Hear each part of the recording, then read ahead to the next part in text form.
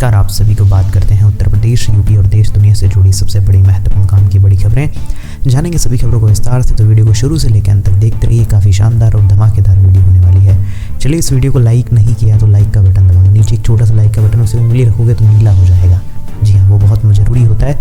चलिए इसी के साथ बढ़ते हैं और जान लेते हैं सबसे पहली बड़ी महत्वपूर्ण खबर। जी हाँ, पहली बड़ी महत्वपूर्ण खबर क्या आ रही है उसी के बारे में आपको बताते हैं। जी हाँ, पहली खबर निकल कर आ रही है यूपी के वेदर के बारे में। जी हाँ, यूपी में ठंड से छूटने लगी है कभी दिन में इटावा ठंडा। जी हाँ, रात में अयोध्या 24 घंटे को लेकर अलर्ट जारी।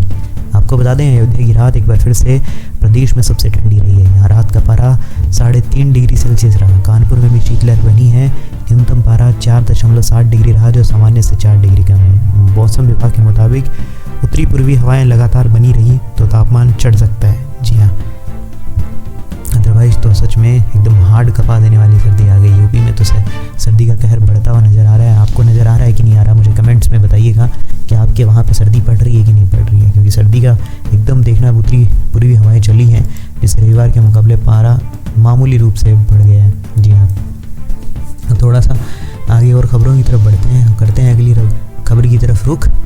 जी हाँ, आपको बता देते हैं दिल्ली के बारे में थोड़ा सा। दिल्ली में फिर ग्रेफ 4 लागू, AQI 400 की वजह से फैसला। जी हाँ, क्या है पाबंदियाँ। दिल्ली में एक बार फिर ग्रेफ 4 लागू कर दिया गया।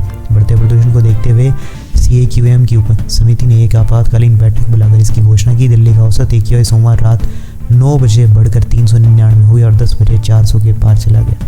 वाकई में चीज़ दिल्ली के साथ साथ यूपी में भी देखने को मिल रही है, नोएडा जैसे शहरों में।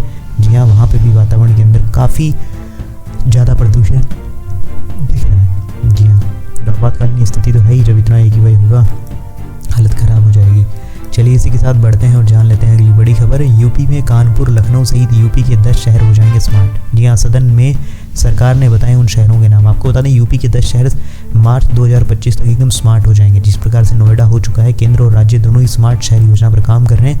दोनों सरकारों द्वारा अलग अलग शहरों का चयन किया गया है। जी हाँ, अब इसमें ऐसा इसलिए हो रहा है क्योंकि जहाँ आपको बताएं, जो शहर है उनके अंदर अगर हर प्रकार से सुविधाएं मिलने लग जाएं और वहाँ पे बाहर से आगे कंपनियाँ, ठीक है, काफ़ी बड़ी बड़ी सिटीज़ के अंदर अपना व्यापार शुरू कर दें, तो डेफिनेटली वो कंपनियाँ आगे बढ़ेगी, ठीक है। लेकिन उसके साथ साथ में वो जहाँ रह रही है उसके आसपास का एरिया, यानी कि वो शहर भी बहुत अच्छा बन जाएगा और राज्य स्मार्ट सिटी योजना बन जाएगी। जी हाँ, निर्माण के लिए हाई टेंशन लाइन से बताइए दूरी, कंप्यूटर के साथ प्रिंटर खरीदना जरूरी नहीं, घर चौराहों पर लगे अवैध होर्डिंग जानलेवा। जी हाँ, ये कुछ अपडेट हैं, कुछ और खबरें हैं, उनको पोस्ट करके पढ़ लीजिएगा। मैं बढ़ता हूँ इसी के साथ अगली बड़ी खबर और करते हैं रुख अगली खबर की तरफ। आपको बता दें, जॉर्जिया के होटल में जहरीली गैस के रिसाव से 12 भारतीय नागरिकों की मौत। जी हाँ, जांच कर दी गई शुरू। जॉर्जिया के एक होटल में जहरीली गैस के रिसाव हुए, जिसमें 12 भारतीय नागरिक थे, उनकी मौत हो गई। और आपको बता दें, तिबिलिसी में मौजूद भारतीय उच्चायोग ने उस होटल में काम करने वाले 12 लोगों की मौत की पुष्टि की है।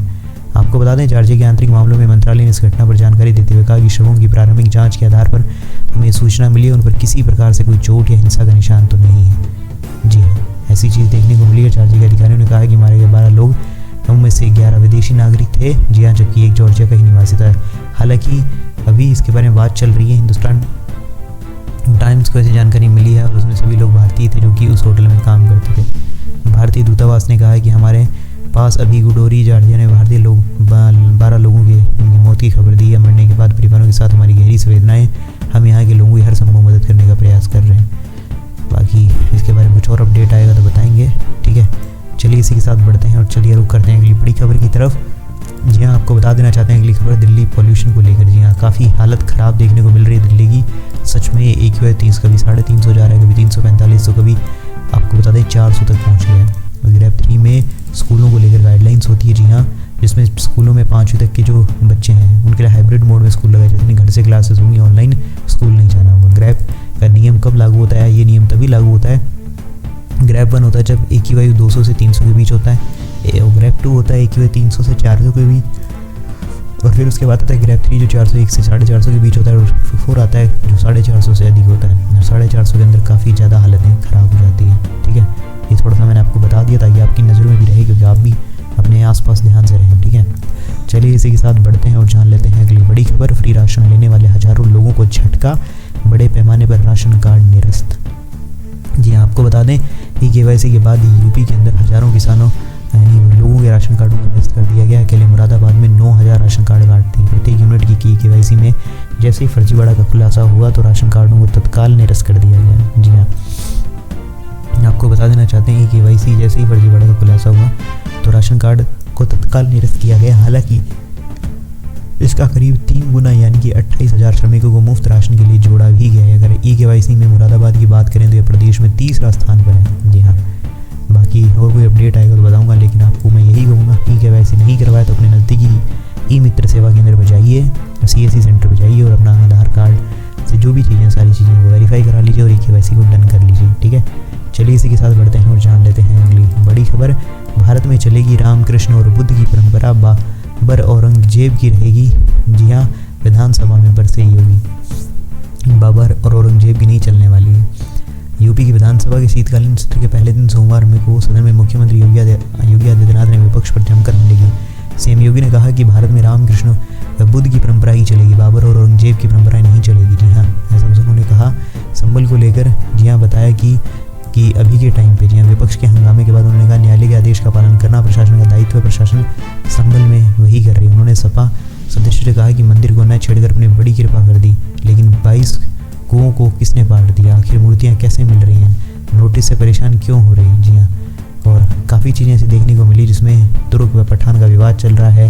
वहीं पे सभा के संबल से पूर्व सांसद जो थे बुद्ध को भारत का नागरिक नहीं है बल्कि बाबर का संतान कहते हैं। आपको तय करना है कि आप आक्रांताओं को अपना आदर्श मानते हैं, श्री राम कृष्ण को बुद्ध की परंपरा को। जी हाँ, ऐसी चीज़ें उन्होंने बताई। बाकी इसके प्रति आपका कोई विचार हो तो मुझे कमेंट्स में बताइएगा।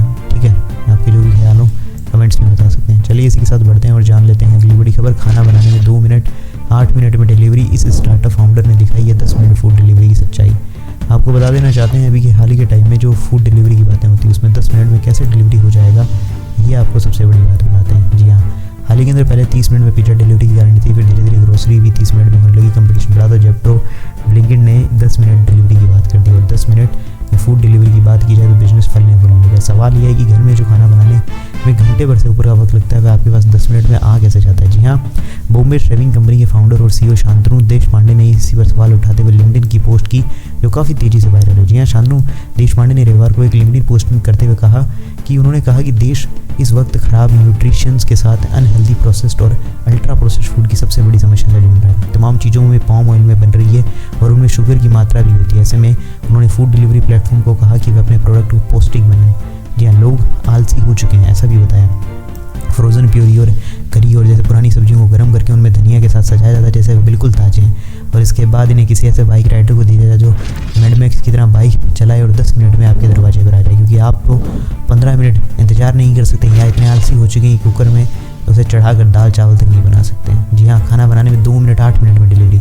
आप सोचिए, उन्होंने क्विक कॉमर्स इंडस्ट्री के जुड़े फाउंडर 2 से बात की, उन्हें पता चला कि वह हैरान कर देने वाला देशपांडे ने एक पोस्ट में लिखा खाना बनाने का टाइम सिर्फ 2 मिनट है और अगले 8 मिनट में आपकी डिलीवरी होती है। क्विक कॉमर्स में जुड़े एक फाउंडर दोस्त ने मुझे ये बताया और इस बात ने होश उड़ा दिए। जी हाँ, जोमेटो स्विगी और जेप्टो प्लीज़ ऐसा मत करो, ऐसा भी कहा। उन्होंने कहा कि 40 रुपये का पिज्ज़ा, 20 रुपये के जहरीले एनर्जी ड्रिंक और 30 रुपये के बर्गर की हमारी जंक फूड की लत हमें चीन अमेरिका के रास्ते पर ले जा रहा है, और इसमें ऐसा नहीं सोचा जा रहा है कि स्वास्थ्य के लिए कितनी बड़ी हानि होगी। वाकई में बाकी ये चीज़ अब सोचने वाली कि 10 मिनट में खाना अगर पहुंच रहा है तो यार बनता कब होगा? पहले से तैयार होता होगा तभी, वरना इतना जल्दी तो बन नहीं सकता।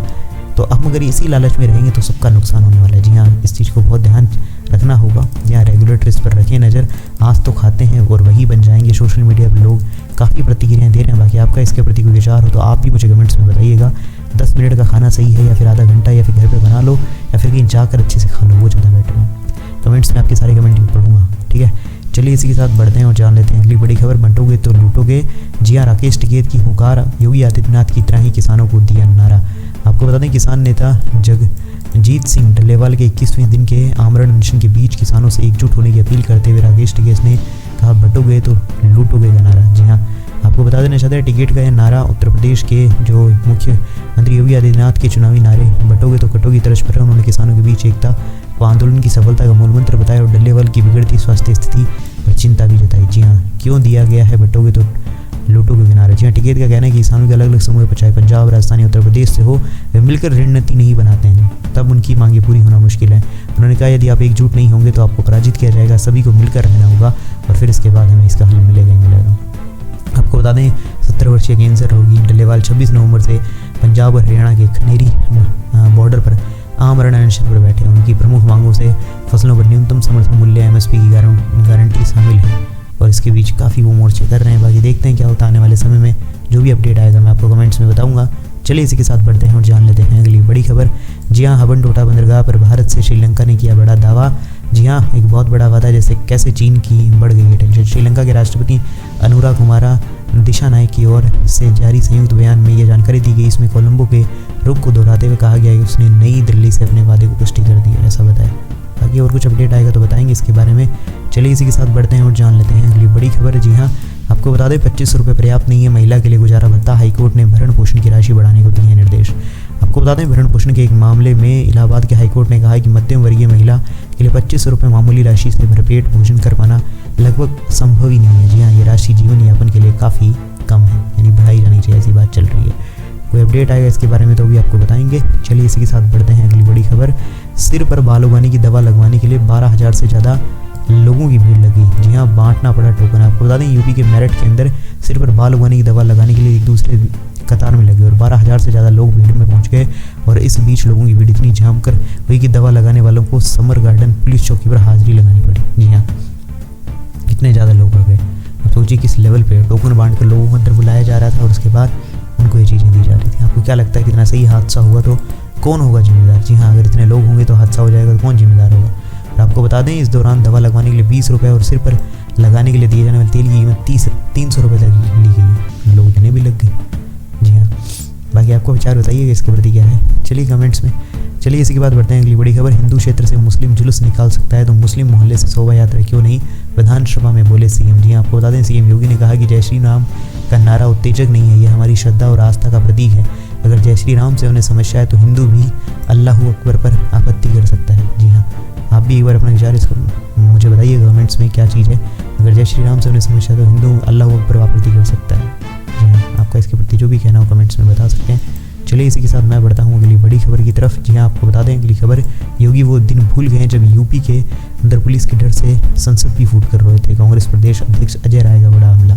आपको बता दें कांग्रेस अध्यक्ष अजय राय ने कहा कि प्रदेश की जनता योगी सरकार के कुशासन से त्राही त्राही कर रही है। जनता से जुड़े हर मुद्दे पर पूरी तरह से विफल हो चुकी है। योगी सरकार कांग्रेस के विधानसभा घेराव के कार्यक्रम से डर रही है। जी हाँ, ऐसा कुछ उन्होंने बताया। उन्होंने कहा कि सीएम योगी वो दिन भूल गए जब इसी यूपी पुलिस के भय के कारण वह संसद में फूट कर रहे थे, तभी उन्होंने उनका साथ दिया था। आज मुख्यमंत्री पद पर बैठकर उसी पुलिस के बल पर राजनीतिक कार्यकर्ताओं को आतंकित कर रहे हैं, हजारों मुकदमे कर रहे हैं, ऐसा कुछ उन्होंने बोला।